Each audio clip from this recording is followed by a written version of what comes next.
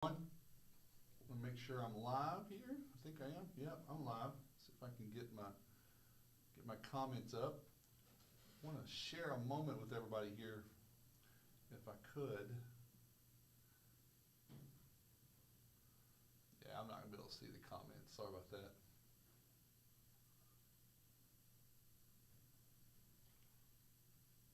Yeah, I can. I lied. Hey there, Clark here. I wanted to share a pretty cool story with you. It's the book I've been reading, where this business, it's a software company that we use. It's called It Doesn't Have to Be Crazy. That's the name of the book by Jason Fried. He owns and operates as the founder of Basecamp. And the way they like to do business is really, really cool. But he wrote a book about it, and I wanted to share an excerpt of that today because I think it's going to apply to all of our business and how we deal with others and especially customers and even employees. It could be related to that. So the title of this page is "It's No Big Deal or It's the End of the World."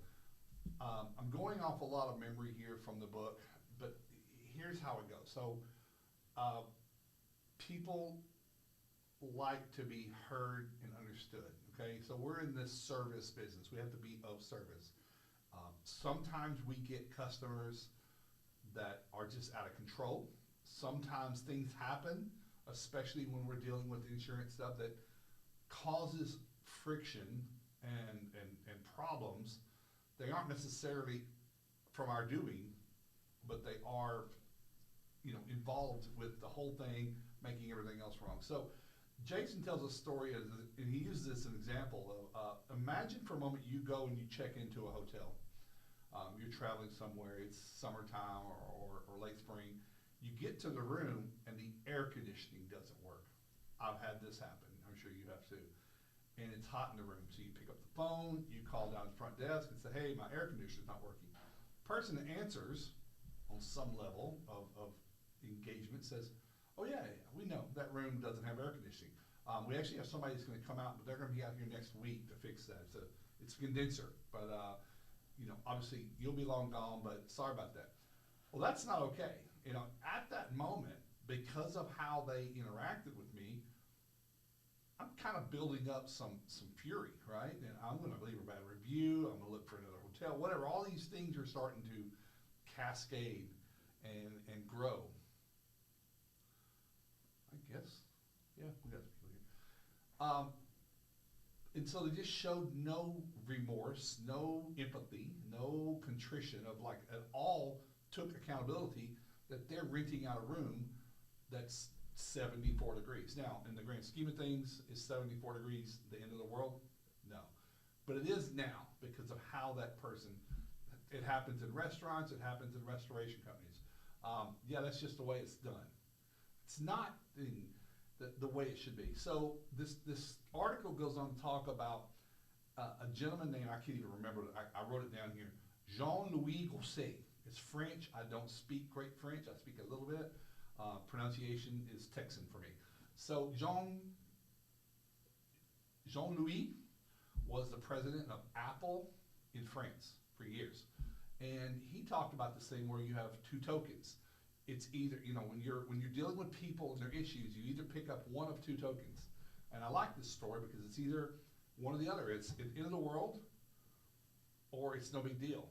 So now let's consider I get to this hotel and I call and I say, hey, my room, the air conditioning's not working. The person on the other end answers and says, oh my gosh, I'm so sorry. That's awful. I can imagine that's probably kind of miserable and stuffy in there. I tell you what, let me get busy on finding someone right away that can fix it. And we'll try to get that done ASAP. In the meantime, I'm gonna have someone send you up some ice cold water and some ice cream from our cafe. It's on us, no problem. Let me work on it. If I find that I can't find someone that can fix it tonight, I don't have any more rooms, or I do have rooms, let's move you anyway, or we don't have any rooms. I'll refund your money and we'll actually get you an Uber, or if you've got a rental car or whatever, we'll help you find another location in case there's no room. We'll pull off strings and find you another place to go. So this person is jumping through hoops. They actually say, we'll do whatever it takes to make this right, because we do not plan to have a business that rents out hot rooms. Now all of a sudden, that person made it a big deal. And what Jean-Louis says is when you have these tokens, whichever one you pick up, it's forcing the other person almost to take the other token. It's one or the other. So now this person at the front desk was overwhelmingly cordial, empathetic, and took action. I'm now saying, it's no big deal. I love the ice cream. That's really generous of you. I'm okay for a little while. Let's just do the best you can. Oh, there's my microphone. All right. I didn't have a microphone up in my face. Sorry about anybody that couldn't hear that. If you couldn't hear that, drop me a comment. I'm sorry. So in restoration, if a customer calls, has a big problem, and you start, or anyone on your team starts to rattle off like it's not a big deal, like it's not the end of the world, well, to the person that's complaining, it might be. You don't know what else is going on with them. Who knows, right? They may have just lost some contents. They've been dealing with the insurance company. They had another restoration company they're dealing with, whatever it might have been. But the way we answered the phone, the way our team responded to that, it caused what would have probably been not a very big deal to become the end of the world.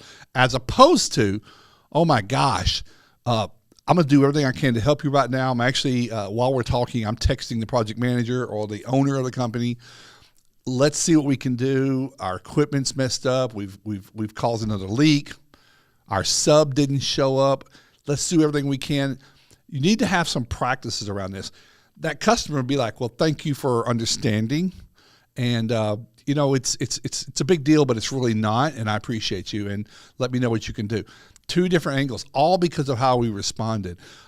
As I was talking to my team today, and I was talking to Toby about, sharing this story with everyone, he said, it's funny you said that. Somebody from his previous career in his company that he knew real well posted on their LinkedIn saying that they themselves went to a hotel room where the air conditioning or the heat just didn't work, okay? So it's winter here, probably was the heater. And they called down to the front desk. And this was, he said, it's so funny this came up. They called to the front desk and they had a great experience. And that person said, we'll fix it right away. We'll get someone up there, blah, blah, blah. We'll do whatever it takes. And they said, why don't you do this? We've got someone that'll be here in an hour. Head out and go eat. And this is him telling this story on LinkedIn. Go out, eat at so-and-so. We love the blah, blah, blah place down here. Go enjoy it. Try the cheesecake, right? When you come back, we'll have it fixed. If we don't, we'll text you and call you. And if we need to make different arrangements, we will. That experience was so good that he was online talking about it in a positive way, promoting this other company, tagged them, mentioned the manager's name. Now you think that anybody else that ever goes to that town, they're probably going to stay at that hotel. What if that was your restoration company, right? That's the kind of marketing and promotion that you can't create yourself. So I just thought that was a great story, but think of that two tokens.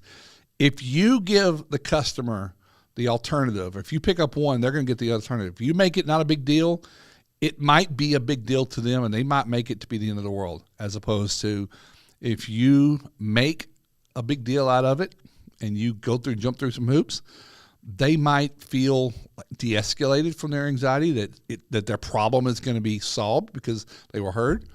I think it's great customer service. Just thought I would share it with you today. Really cool story. Enjoying this book. It doesn't have to be crazy at work. Ties into what I believe. We are not fighting a war here. This is not Normandy. It doesn't have to be a battle. We're just dealing with wet houses. People have escalated anxiety when it first happens, customers. But once the water is, stopped, the plumber has fixed the problem or whatever the occurrence was, the fire has been put out, it's still bad, but it's going to get better. It's going to start improving. We have to look at things through that lens and then keep encouraging the customer. I'm not going to diminish what's happened, but we're making it better. I'm taking proactive steps. Our experience tells us these things have to happen, but I think this time next week, we'll have a whole different feeling about where we are. We'll just be dealing with some new issues, but this will be behind us. That's a good way to do it. So give your customer a token. Figure out which one you're going to carry as a default. Don't make the customer resort to their anxiety. That's all I got. If you have any comments, let me know. Pick up this book. I'll post a picture of it in the comments of each one of the pages that we're doing on here. Take care. See ya.